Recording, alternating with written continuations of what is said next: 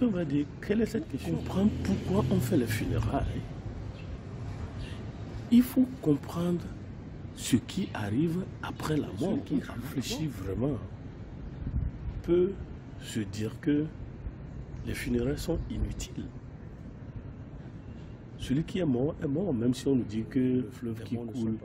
Mais on fait les funérailles pourquoi? Bon, à moins de la commercialisation des funérailles ou la course contre la montre, des types de cercueils, où on est en train de matérialiser cercueillement les tables du zodiaque, tu es poisson, tu es ceci. Mais à quoi sert vraiment? Bon, loin de la magie des funérailles où il y a certaines personnes, plus ils tombent de l'argent dans les funérailles, plus ils ont de l'argent dans les coins de maison, dans les coins de ceci. À quoi servent vraiment les funérailles? Je n'ai pas consulté ma base, les chefs traditionnels, mes interprètes linguistiques.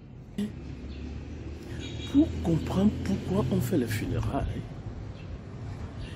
il faut comprendre ce qui arrive après la mort. Nos villages, ceux qui ont causé avec les anciens, ils vont vous dire que toutes les fois que certaines personnes sont proches de la mort, vous les entendez dire: oh, j'arrive proche du fleuve, je suis devant le fleuve. D'autres personnes vont dire: je traverse le fleuve, je suis en train de traverser le fleuve, ou j'attends le piroguier qui viendra me chercher. Je suis sur les rives, la berge d'un fleuve. Quel est ce fleuve? Dans la mythologie grecque et romaine, on nous dit que ce fleuve, c'est le Styx, c'est-à-dire détesté, abhorré. Le fleuve Styx est la frontière entre le monde des vivants et le monde souterrain. Souterrain, il n'y a pas que les morts. Donc ça, c'est le fleuve.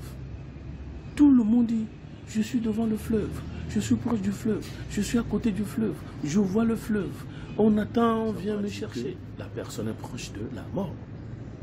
Alors, maintenant, lorsque la personne est morte, et vous qui êtes bien traditionnaliste, on met de l'argent dans le cercueil, sur le cercueil, ou proche de la bouche de la personne. Bon, on nous a dit l'argent là, c'est pour acheter des choses à manger, et le voyage est très long, qui a calculé, on ne sait. Il y a le pagne.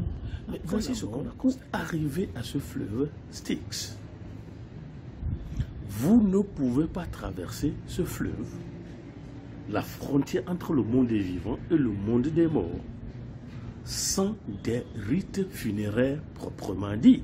Autrement dit, selon votre culture.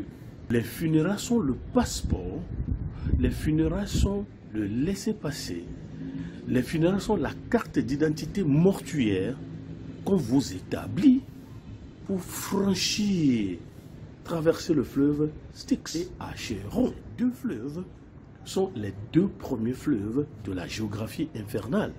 Maintenant, lorsqu'on vous fait les rites funéraires proprement dit,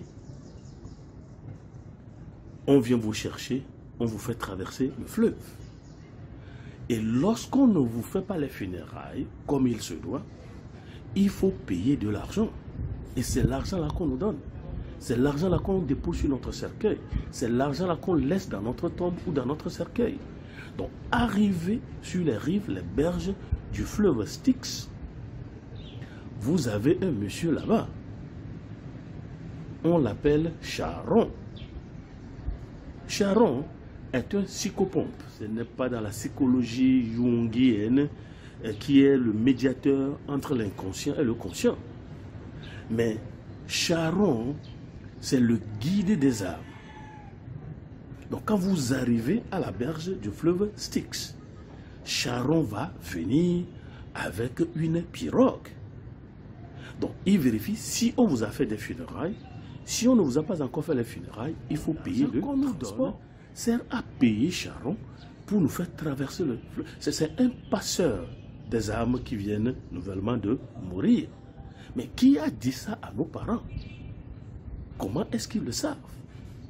Oui, tout ce que nous savons vient des esprits qui les ont enseignés. Lorsque vous n'avez pas de l'argent et on ne vous a pas fait les funérailles, on vous éloigne de cette porte d'entrée dans le monde souterrain pendant 100 ans. Pendant 100 ans. Avant qu'on nous fasse traverser le fleuve Styx et le fleuve Achéron. Donc, Charon, le passeur des âmes mortes, est en fait le passeur de Hadès. Hadès. Vous quittez la terre, vous traversez Styx et Achéron et vous arrivez dans le Hadès, codé, le monde des morts. Et ce n'est pas seulement les Gréco-Romains qui ont ce concept-là. Mais lorsque nous allons chez les Chinois, il y a ce qu'on appelle Haibal Wushang. L'impermanence noire ou blanche. Ce sont deux divinités chinoises qui accompagnent les mondes dans le Hadès, le type de votre monde, selon votre vie. Et quand nous allons chez les Philippines, il y a ce qu'on appelle Anito. Anito, ce sont les esprits des ancêtres qui restent au pied du malade, de quoi. Une fois que vous mourrez, eux, ils prennent votre âme pour aller traverser le fleuve. Mais chez les Akans, il y a ce qu'on appelle Amoki. Amoki, c'est un esprit femme qui pêche les âmes du fleuve là, ils ne nous ont pas donné le nom, et les accueille à Asamadon.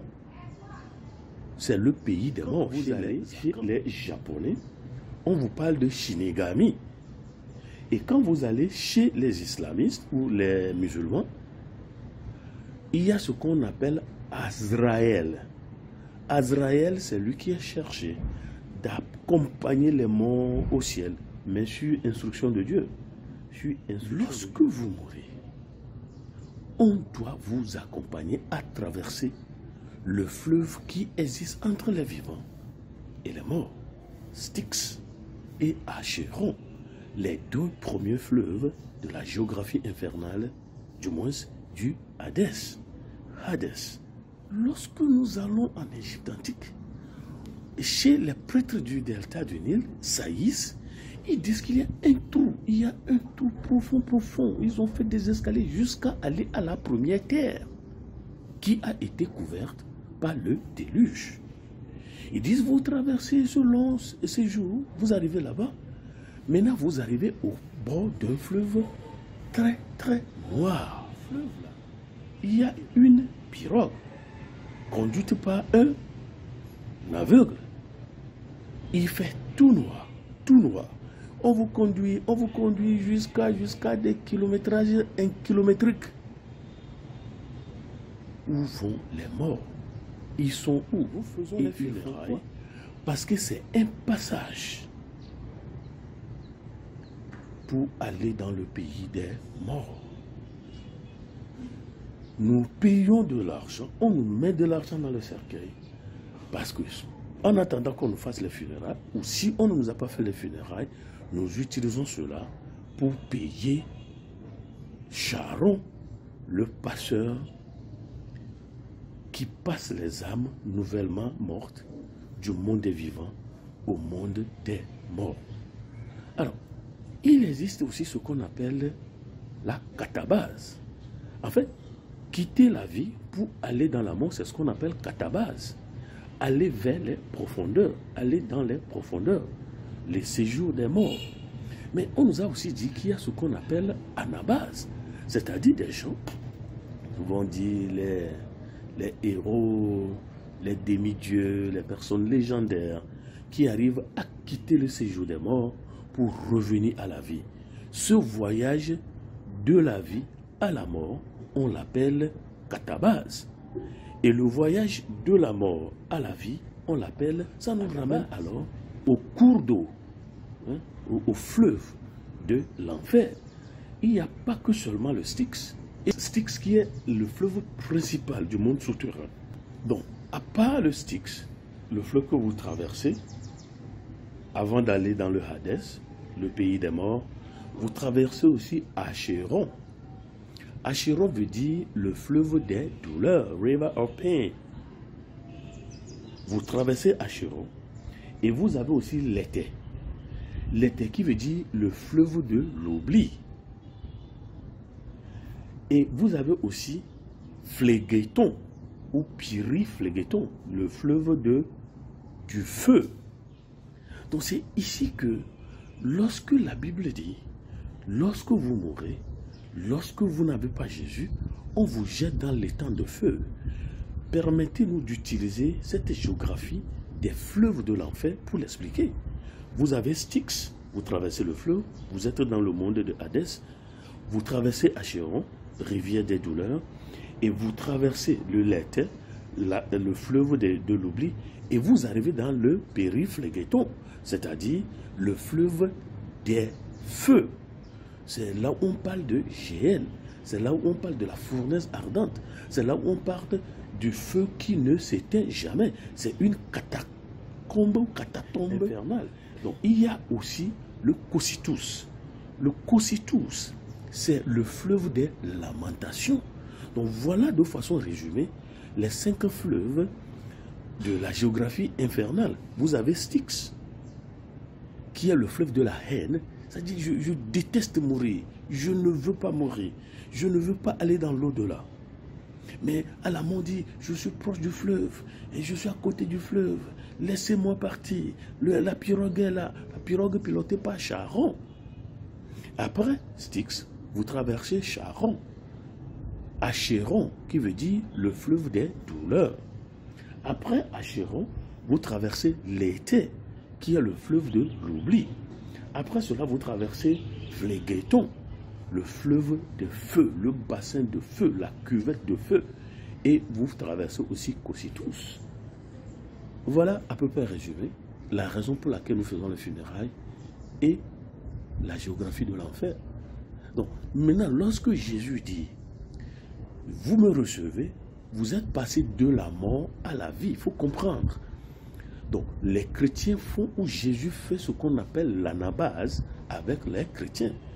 Jésus traverse ce fleuve-là avec vous et vous prend de la mort à la vie.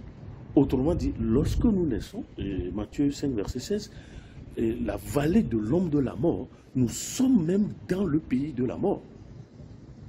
Nous sommes dans le Hadès, nous sommes dans le Sheol. Et Jésus est arrivé dans le Sheol avec son sang. Il nous a fait traverser ce fleuve-là pour nous ramener à la vie. L'anaba. Pourquoi il dit celui qui croit en moi, il ne mourra. Il y a plusieurs jugements. Ça, c'est un petit chien qui le dit. Alors, pourquoi est-ce que je ne crois pas la Bible avec ses réalités tradiculturelles? Donc, il y a le périphlegéton, les fleuves, la fournaise, les feux de la Géhenne. Alors, voulez-vous donner votre vie à Jésus? Pas la peur, mais ça, c'est la connaissance. Au revoir. Et vous qui commercialisez les funérailles, vous faites de la richesse à la banque de Charon, le passeur de Hadès, chargé de transiter, d'aider les morts à traverser le fleuve Styx, qui est le fleuve de la haine. Cette haine que l'être humain a de quitter la terre pour aller dans la fournaise éternelle. Au revoir.